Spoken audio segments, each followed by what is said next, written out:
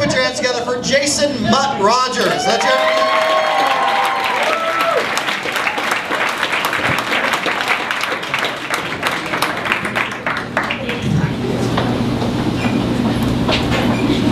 How's it going, everybody? Yeah. Do me a quick favor right now. Take a good look at me. Realize these are my real legs. These are my real legs. I would forget just how short they were, unless, of course, I had that moment when I'm at home and I'm ironing my pants.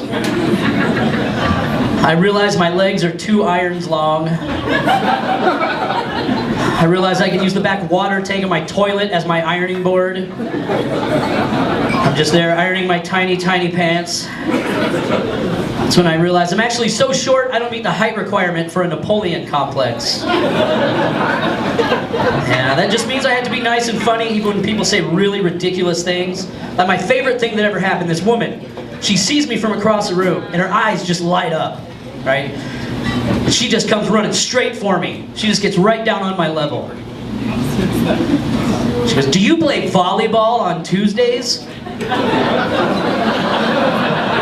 was like, "What?" She's like, "No, you know, volleyball on Tuesdays for little people over at the rec center." And I just had to be a nice guy. I was like, "Oh, you know, I'm not actually a little person. I'm just a really short dude." And she like takes a step back and just looks me over, just shakes her head. She goes, "My daughter is a little person." Yeah, so obviously she knows a midget when she sees one. But I went home and I thought about it. So seemingly this bitch owns a midget.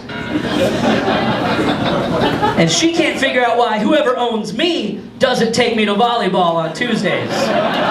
Yeah.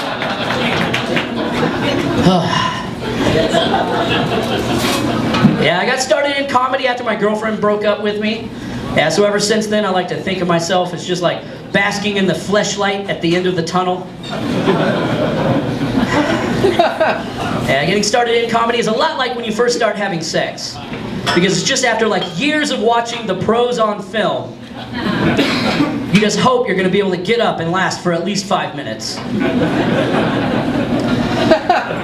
Yeah, and I don't want to say I'm pessimistic about relationships, but I do have that moment on one of my many first dates when I'm looking across the table and I'm just thinking, you know, are these the eyes of the person I want to be gazing into each and every time I'm standing on the porch picking up the kids for the weekend?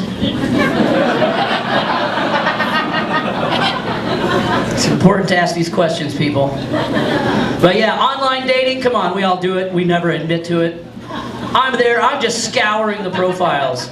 Find this one that just really stands out. And I'm reading all the questions and all of her answers. And there was one that really I thought was hilarious, because the question was, how would you like to be woken up after spending the night with somebody new for the first time?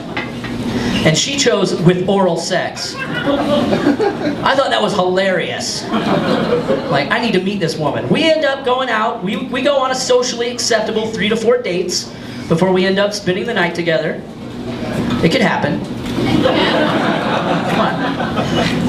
But the next morning, I'm the first one awake, right? And all I can do is just think about her answer to that question. And I was like, wouldn't it be funny if I tried it? And then I decided to go for it. You know, it's just a good thing she sleeps with her mouth open.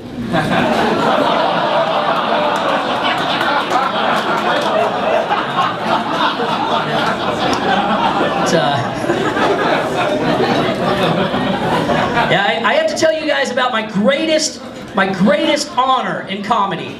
My greatest honor in comedy was performing over at a place called the Bus Stop in Boulder, Colorado.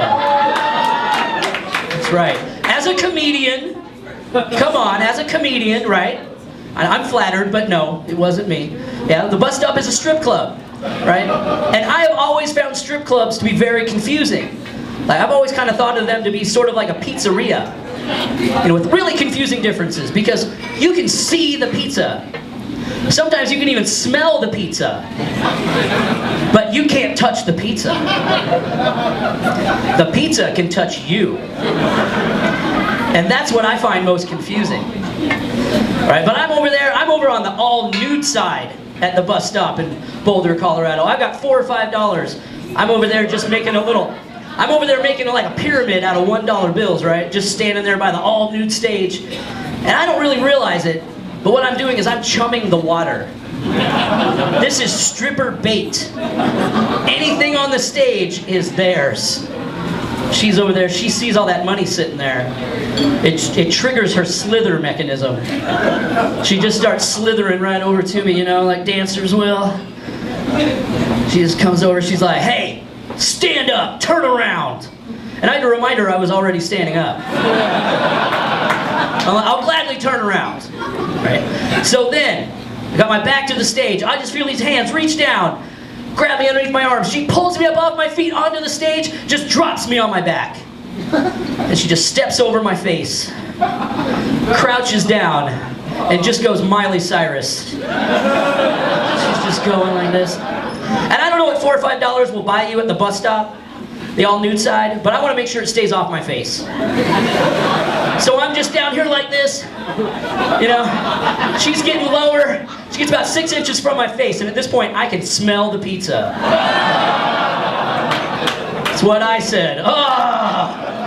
But not to be outdone, another dancer runs over from across the room, jumps up on stage, plops down on my crotch, and just starts grinding away on that. Right, and then at the perfect possible moment, the DJ comes on the mic. Ladies, calm down. Woo.